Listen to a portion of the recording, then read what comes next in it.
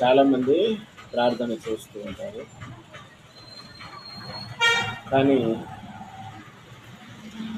ఎప్పుడు వారి కోరికలని దేవునికి చెప్తూ ఉంటారు. చెప్పడము తప్పని కాదు. చెప్పాలి.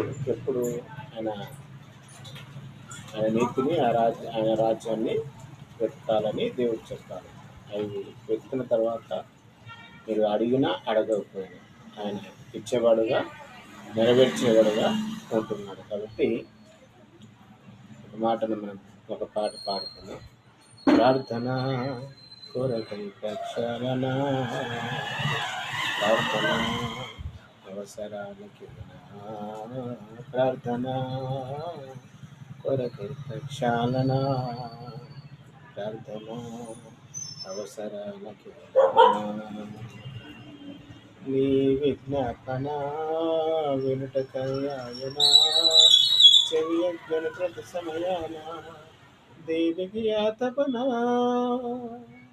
యోచించునాయన నీ తండ్రి కోరిన ఎడతగని ప్రార్థన అవసరాలకేనా. ప్రార్థన కొరకై ప్రక్షాళన, ప్రార్థన అవసరాలకి ప్రార్థన కొరకై ప్రక్షాళన, ప్రార్థన అవసరాలకి. చాలామంది వారి అవసరాల కొరకు మాత్రమే దేవునికి ప్రార్థన చేస్తూ ఉంటారు.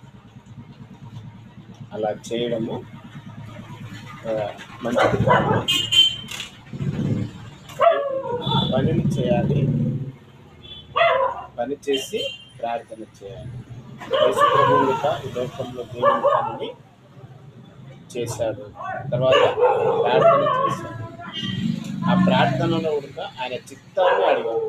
తండ్రి యొక్క చిత్తం అయితే అని తండ్రికి ప్రార్థన చేస్తూ లోకంలో జీవించాడు. కానీ ఈనాటి క్రైస్తవులు అనబడుతున్న వారు దేవుని చిత్తాన్ని తెలుసుకోరు, ఆయన చిత్తాన్ని అడగరు.